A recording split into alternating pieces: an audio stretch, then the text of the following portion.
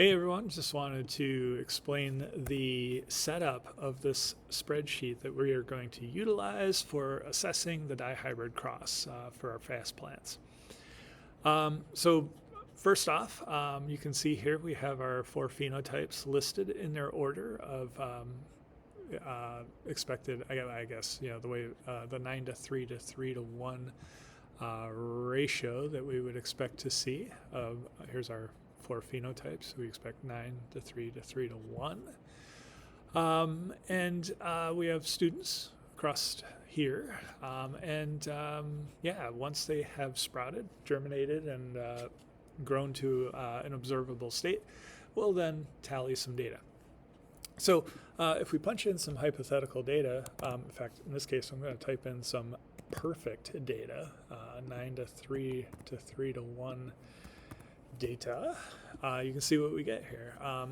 This column here calculates the total observed for each phenotype. I've simply asked the cell to add up B2 to H2, so that's all the way across here for all the students. So let's say we get a little more data collection over here. We're going to make that data perfect.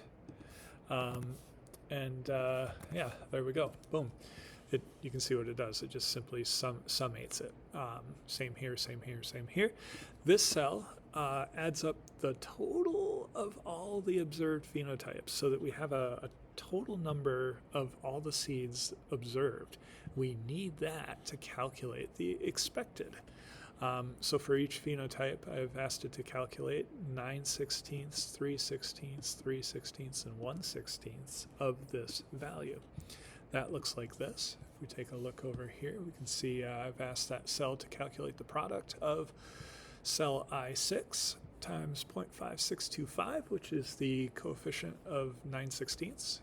Here it's 0.1875, which is 3/16, same here. And here it's 1/16, which is 0.0625.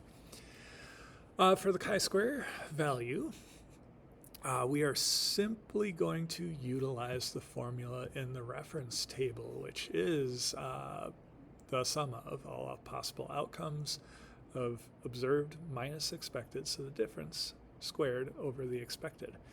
What that looks like on the spreadsheet is this. For the one phenotype there, standard purple stem, I've asked it to take column I2, which is this total observed minus expected, J2, square it, and divide it by J2, and we get a value. Now here it's 0 because observed and expected are exactly the same. If we change this to a slightly wonkier number, like let's say 56, boom. You can see now our observed and expected are different, and thus we have a chi-square value here that is slightly larger. And same is true, well, here, and here. This column here, or this cell rather, just adds up the total of all the chi-square values, which is what the reference table tells us we need to do. We need to summate all of the calculations for each of the possible outcomes. Wah-bam, there we go.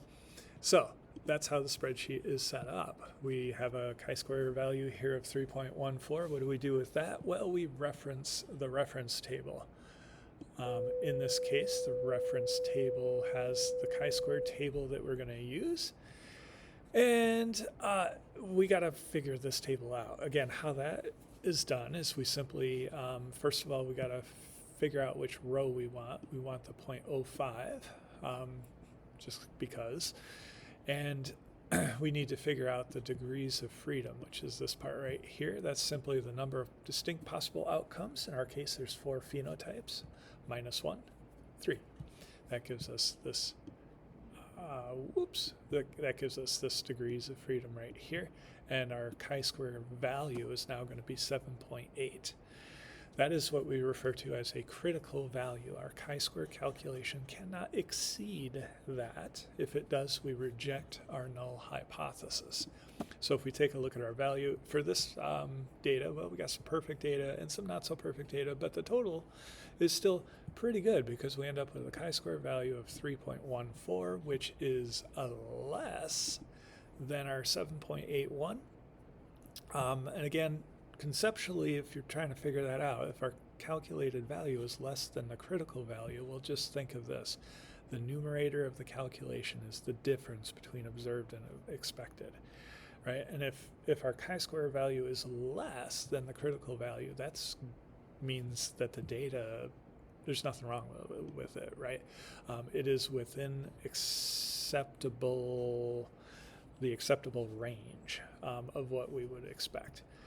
So in this case, we are going to accept our null hypothesis, which says there's no significant difference between the expected and observed frequencies.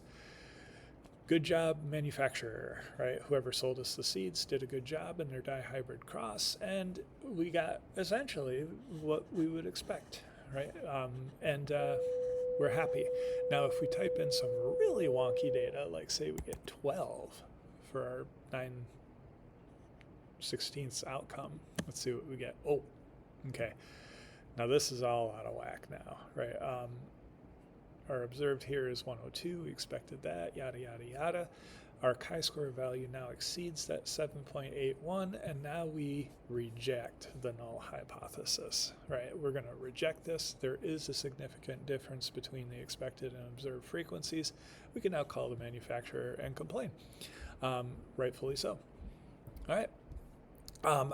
This cell right here, I think I mentioned, no, I didn't. That is just the sum of all these values here, right? Which is what the chi-square formula actually says. We need to take the sum of all possible outcomes of this calculation for each outcome. Sounds confusing, but really not too bad. All right, thanks.